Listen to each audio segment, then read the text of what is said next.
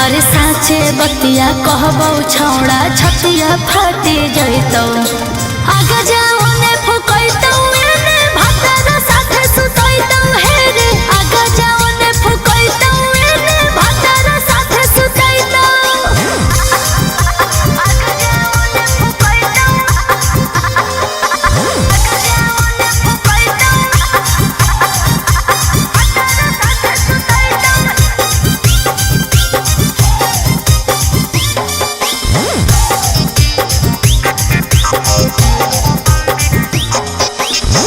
सब दिन खिलैना होलिया में तोरा सोइना गे हमर नहीं गलती हो कौन हवा काहे बुलाइना रे प्लीज गुस्सा मत करो बाबू। सब दिन खिलैना होलिया में तोरा सोइना गे हमर नहीं गलती हो कौन हवा काहे बुलाइना रे गे छौड़ी भतरा दे तो खूबे मजा ओगे छौड़ी रंगावा लगैतौ धर के पाजा। अरे साचे बतिया कहबो छौड़ा छतिया फाटे जइतौ आगे जाओ ने फुकैतौ एने भातर साथे सुतैतौ हे रे आगे जाओ ने फुकैतौ एने भातर साथे सुतैतौ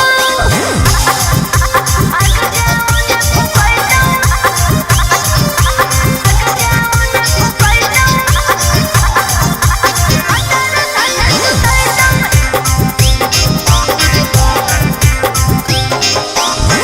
रात भर पलंगिया तोरा करतौ चोई चोई गे होलिया के बाद मजा ले है रोशन रोहे रे सबर का फल मीठा होता है बाबू। रात भर पलंगिया तोरा करतौ चोई चोई गे होलिया के बाद मजा ले है रोशन रोहे रे गे छौड़ी ओम कांद के होलिया कोई नहीं फीका ओगे छौड़ी ई कैसन बोले तोरा तहरीका। और साचे बतिया कहबो छौड़ा छतिया फाटी जइतौ